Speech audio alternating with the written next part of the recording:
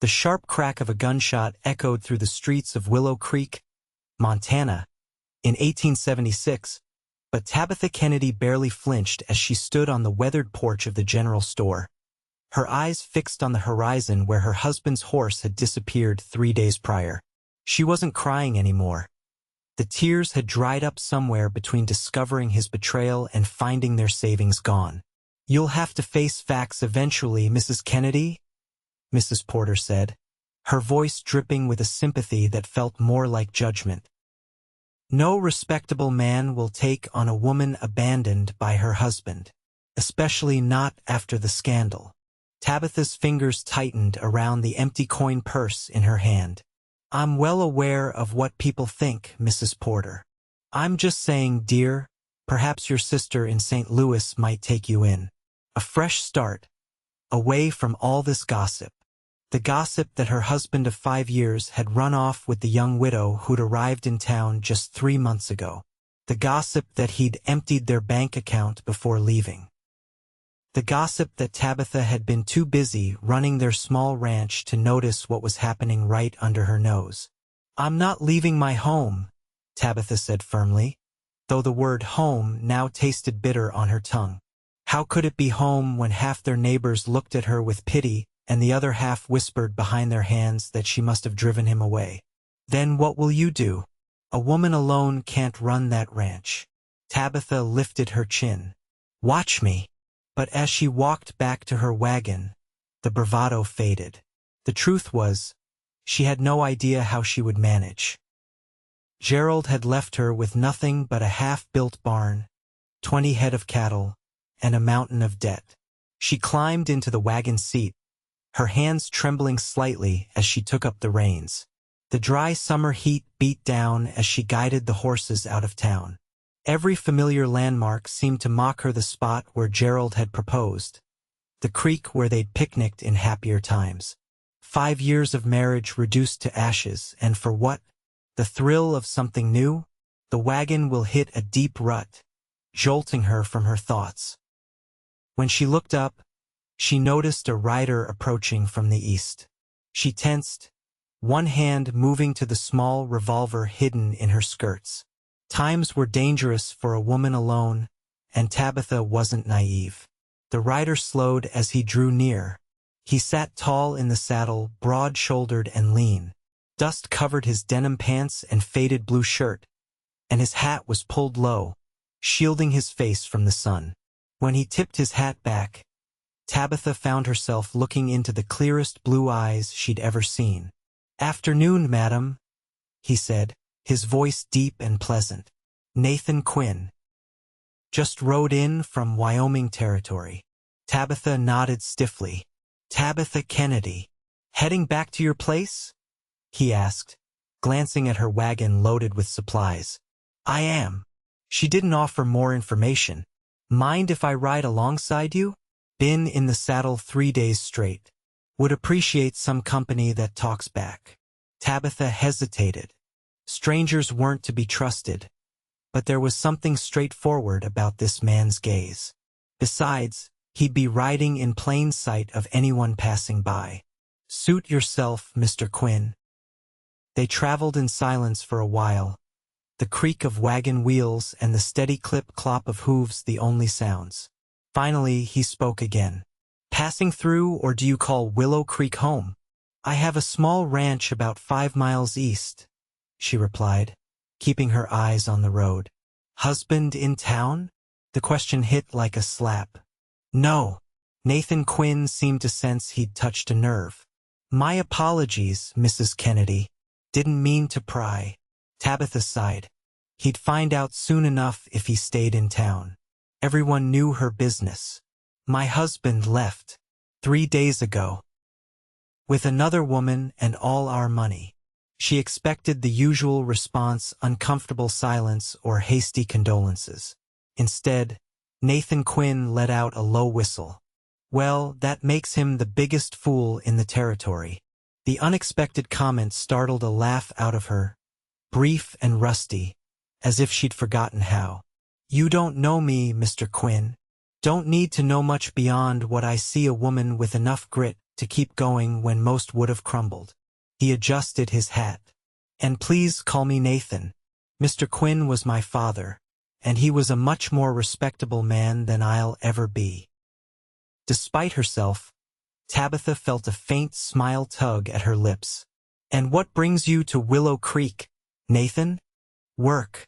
Heard they might be hiring at the Henderson Ranch." "They are. Lost 2 hands to the gold rumors up north." "Good to know." He paused. "If you don't mind my asking, how are you managing the ranch on your own?" The question wasn't asked with pity, just practical curiosity. "One day at a time. The cattle still need tending. The garden won't weed itself. And that half-built barn isn't going to finish itself either." "You know much about cattle ranching?" "I grew up on a farm in Kansas. I know enough to get by." What she didn't say was that Gerald had always handled the business side, the buying and selling, the negotiations. She'd managed the household and helped with the daily chores, but never the financial aspects. Now she was learning quickly, but the deck was stacked against her. "Well," Nathan said after a moment, "if you need a hand with that barn or anything else, I'm happy to help until I get settled somewhere." Tabitha shot him a suspicious look. "Why would you offer that?" He shrugged. "Because it's the right thing to do." She'd heard enough empty promises in her life to last a lifetime. "I can't pay you." "Didn't ask for payment." "Then what do you want?" Nathan's expression remained steady. "Not everyone wants something, Mrs. Kennedy. Sometimes folks just help because they can." The wagon crested a small hill, and her property came into view below. The modest 2-room cabin, the corral, the half-finished barn with its beams reaching skyward like desperate arms. Her heart ached at the sight. This was supposed to have been their dream. "That's your place?" Nathan asked. "It is. Not much, but it's mine. At least until the bank takes it." "It's good land," he observed. "Rich soil in the valley there. Good water access." "It is," she agreed softly. When they reached her yard, Nathan dismounted and came around to help her down from the wagon. She hesitated before accepting his outstretched hand. His palm was rough with calluses, his grip strong but gentle. "Thank you for the company, Mr. Quinn. I wish you luck finding work at the Henderson place." He nodded, looking around at the property with a thoughtful expression. "That barn needs finishing before winter." "I'm aware," she said, perhaps more sharply than intended. "I could help," he offered again. "I've built a few barns in my time." Tabitha shook her head. "I don't need charity." "Not offering charity." His blue eyes held hers steadily. "Just neighboring. Where I come from, neighbors help each other. You can feed me lunch and we'll call it square." She studied him, trying to discern his motives. Men didn't just offer help without expecting something in return. That was a hard lesson she'd learned. Yet there was nothing in his expression that set off warning bells. "One day," she finally conceded. "You can help for one day and I'll feed you lunch. After that, we'll see." Nathan smiled, and the simple expression transformed his weathered face. "Deal. I'll be by tomorrow morning if that suits." After he rode away, Tabitha stood in her yard for a long moment. The sensible thing would be to sell what she could and take up Mrs. Porter's suggestion of going to her sister in St. Louis, to start fresh somewhere people didn't know her story. But the thought of giving up the land she'd poured 5 years of sweat and dreams into made her physically ill. One day at a time, she reminded herself. That was all she could manage right now. The next morning, true to his word, Nathan arrived just after sunrise. He'd brought his own tools and set to work on the barn without fanfare. Tabitha found herself stealing glances at him as she went about her chores. He worked efficiently, his movements speaking of years of similar labor. By midday, he'd made more progress than Gerald had in weeks. Tabitha called him in for the promised meal, a simple offering of beans, cornbread, and coffee. "This is mighty fine cornbread," Nathan said, taking a second piece. Haven't had home cooking in a long while. Where's home for you? She asked, surprising herself with the question.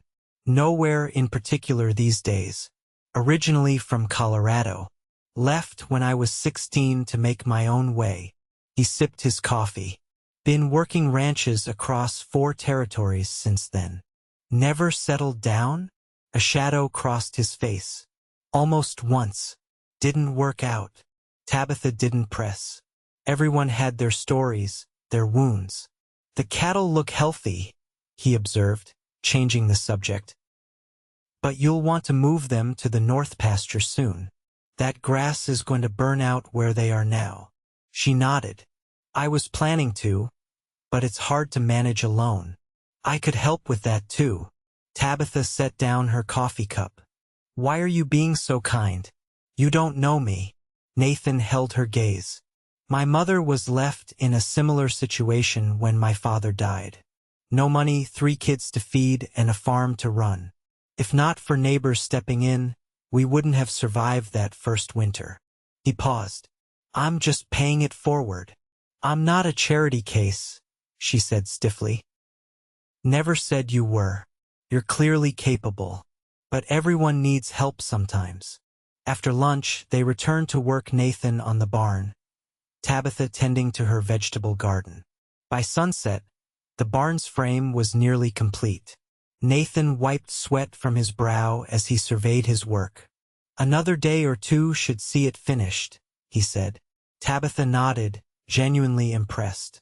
You've done more today than I could have in a week. It's good work. Honest work. He gathered his tools. I should head back to town before it gets dark.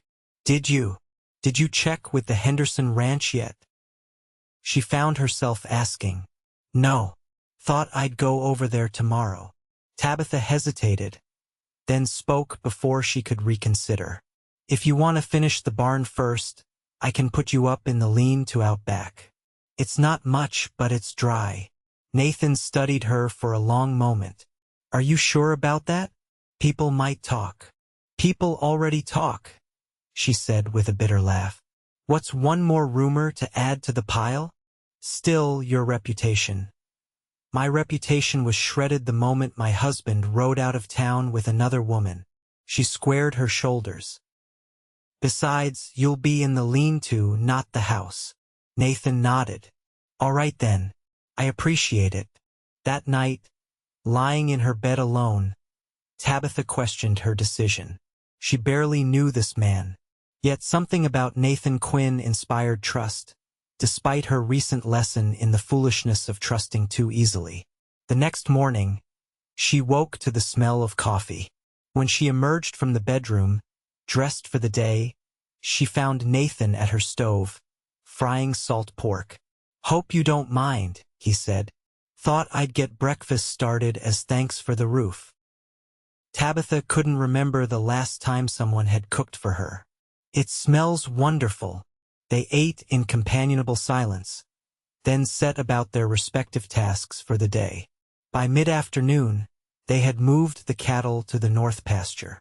Tabitha found herself watching Nathan as he worked.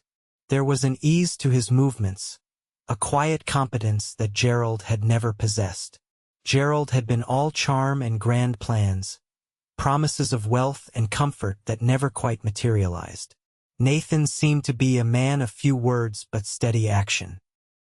When he said he would do something, he did it without fanfare or expectation of praise. Days passed this way. Nathan finished the barn and moved on to repairing the corral fence, the roof of the chicken coop, the sagging front porch step. Each evening, he'd retire to the lean-to, and each morning, he'd have coffee waiting when she woke. A week turned into 2. Tabitha knew people in town must be talking, but she found she cared less and less. For the first time since Gerald left, the weight on her shoulders felt lighter.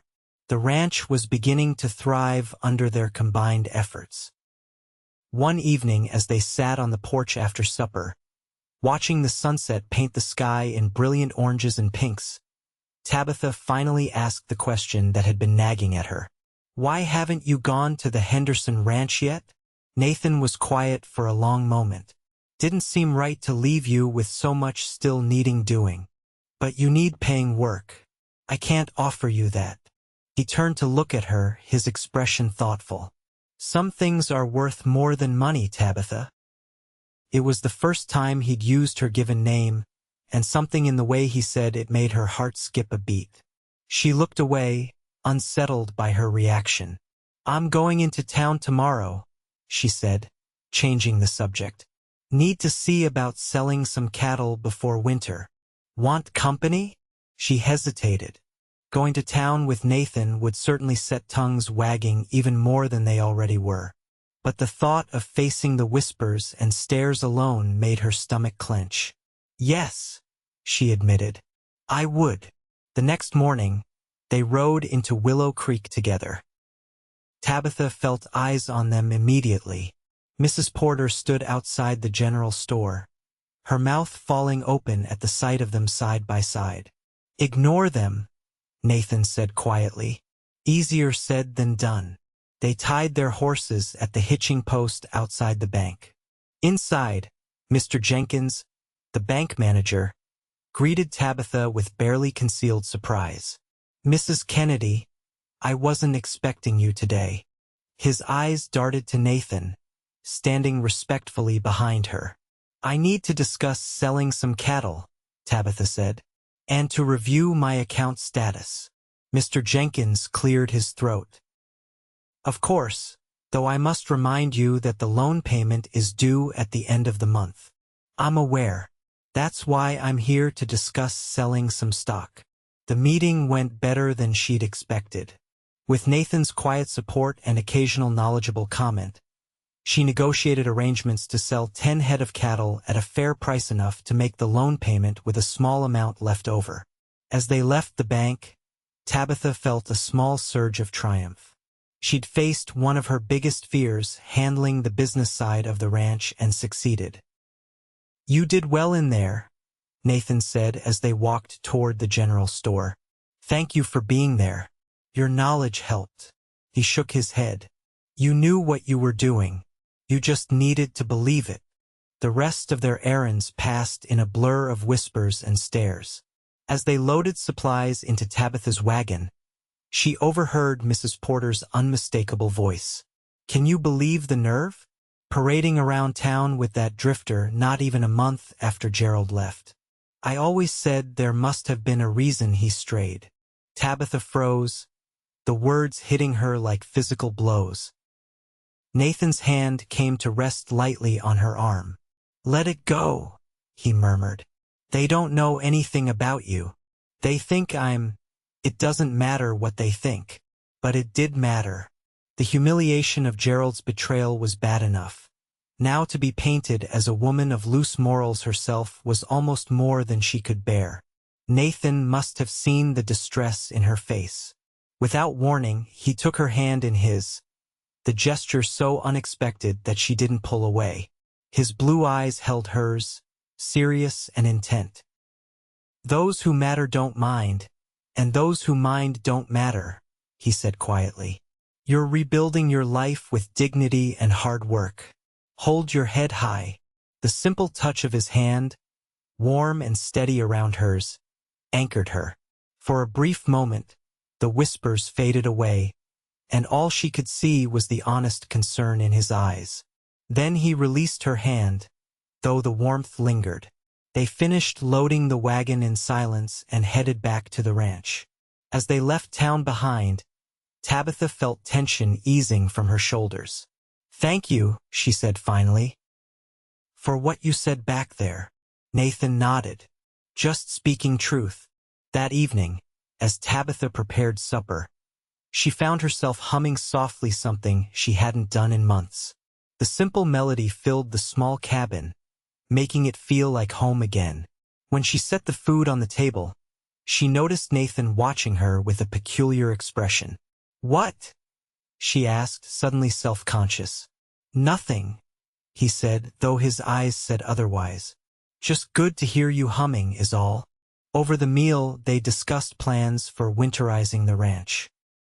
Nathan suggested options for stretching their hay supply, for protecting the new calves expected in early spring, for managing the inevitable storms. You talk as if you'll still be here when winter comes, Tabitha observed. Nathan set down his fork. I'd like to be if you'll have me. The statement hung in the air between them, laden with meaning beyond the simple words. Tabitha's heart beat faster. As what? She asked, barely above a whisper. As your ranch hand for now. As for the future. He took a deep breath. I think we both know there could be more between us, Tabitha. I feel it, and I think you do too. She looked down at her plate. I trusted once before, and look where it got me. I'm not Gerald. I barely know you. You know the parts that matter, he said simply. You know I work hard and keep my word. You know I respect you and this land. The rest we can learn over time. Tabitha stood, needing space to think. People will talk even more than they already do. Let them. It's too soon. I'm still married, technically. I'm not asking for anything you're not ready to give, Nathan said, rising as well. Just permission to stay, to help, to court you properly when the time is right. She looked at him, then really looked at him. The steady blue eyes, the sun-weathered face, the strong hands that had worked tirelessly alongside her these past weeks. Could she trust again? Dare she? I need time, she said finally. Time is something I can give. The next morning, Tabitha woke to find a small bouquet of wildflowers on the porch step. No note, but none was needed. She brought them inside, arranging them in a mason jar with water. Days turned to weeks. Nathan continued to sleep in the lean-to, respecting her boundaries while working alongside her from dawn to dusk. The barn was finished, the corral repaired, the chicken coop reinforced against predators. They moved through the tasks of ranch life in a rhythm that felt as natural as breathing. Word came that Gerald had been seen in Denver with his companion. Strangely, the news didn't hurt as much as Tabitha had expected. The wound was healing, scabbed over if not yet scarred. Autumn painted the surrounding hills in fiery hues.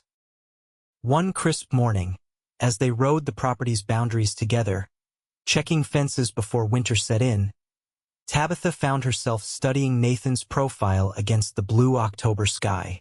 I'm filing for divorce, she said abruptly. Nathan turned to look at her, surprise evident in his face. You've decided then? Yes, I spoke with the lawyer in town last week. He says with Gerald's abandonment, it shouldn't be difficult. And you're certain that's what you want? Tabitha nodded. I deserve better than living in limbo, waiting for a man who chose to leave. Nathan's expression softened. Yes, you do. They rode in silence for a while longer. At the top of the highest ridge on her property, Tabitha reined in her horse. Below them spread the valley, her small ranch nestled like a jewel in its center. It's beautiful, isn't it? She said. Very. Nathan agreed, though when she glanced over, she found him looking at her rather than the view. Heat rose to her cheeks. Nathan, I'm falling in love with you, Tabitha Kennedy, he said quietly. I think I have been since that first day on the road. The simple declaration stole her breath. How can you be sure? We've known each other such a short time. Some things you just know. He turned his horse to face hers. I've lived enough life to recognize what matters. You matter. Tabitha's heart pounded. I'm afraid, she admitted. Afraid to trust, to hope again. I know. His smile was gentle. And I'll spend as long as it takes proving you can trust me. I'm not going anywhere. The first snow came early that year, blanketing the land in white. Tabitha's divorce proceedings moved forward, unopposed by Gerald, who'd apparently found new prospects in Denver's gambling halls. Nathan moved from the lean-to the bunkhouse they'd constructed off the barn, still maintaining a respectful distance while remaining close enough to help with winter chores. On Christmas Eve, he presented her with a hand-carved chess set, each piece lovingly detailed. "My father taught me to carve," he explained as she ran her fingers over the smooth wooden pieces. "Said a man should have something beautiful to create alongside the necessary work of survival. It's exquisite," she whispered, touched beyond words by the gift and the time it represented. They played their first game that night by the fire, laughing as Tabitha quickly demonstrated a surprising aptitude for strategy. When she declared checkmate, Nathan's delighted laughter warmed her more than the crackling flames. Winter's grip loosened gradually. By March, green shoots were pushing through the snow in sheltered spots. Tabitha's divorce was finalized, the paper making official what she'd known in her heart for months. Her marriage was over. That evening, Nathan knocked on her door rather than walking in as had become their custom. When she opened it, she found him freshly shaved, wearing his best shirt, a small bunch of the first spring flowers in his hand. "Tabitha Kennedy," he said, his voice steady despite the nervous flicker in his eyes. "I'd like to court you properly, if you'll allow it." She couldn't help but smile. "We've been living and working side by side for months." "Nathan." "Yes, but not like this, not with intention and promise." He held out the flowers. "You deserve to be wooed, not just worked alongside." Tabitha accepted the simple bouquet, her heart full. "I think I'd like that." Spring blossomed into summer. Nathan courted her with small gestures: wildflower bouquets, carved wooden trinkets, a handmade rocking chair for the porch. But mostly, he courted her with consistency, with unwavering support, with the quiet certainty of his presence day after day. They shared their first kiss on a warm June evening, standing in the newly planted garden. His lips were gentle on hers, the kiss a question and a promise combined. When they broke apart, Tabitha saw her own wonder reflected in his eyes. "I love you," she whispered, the words no longer frightening but liberating. "And I love you," he replied, "with everything I am." The gossip in town had died down, replaced by grudging respect as the Kennedy ranch not only survived but began to thrive. Even Mrs. Porter had to admit that the couple made a fine pair as they delivered their first cattle to market together, commanding a good price that would see them comfortably through another year. On a perfect autumn day, 1 year after Nathan had first ridden alongside her wagon, he took her to the ridge overlooking their ranch. The leaves had turned again, painting the landscape in gold and crimson. The barn stood strong, the corral full of healthy cattle, the cabin windows gleaming in the late afternoon sun. Nathan took both her hands in his. "When I first saw you on that road, so proud and determined despite everything, I knew you were someone special. This past year has only proven how right I was." He dropped to one knee, still holding her hands. "Tabitha Kennedy, I promise to stand by your side through whatever life brings us, to work alongside you, to laugh with you, to build our dreams together. Will you marry me?" Tears blurred Tabitha's vision as she looked down at this man who had rebuilt not just her barn but her belief in love itself. "Yes," she whispered. "Yes, I will." He rose and pulled her into his arms, his kiss filled with promise.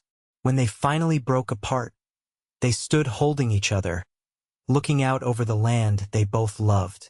"They said no man would want a betrayed wife," Tabitha murmured, remembering Mrs. Porter's words that seemed a lifetime ago.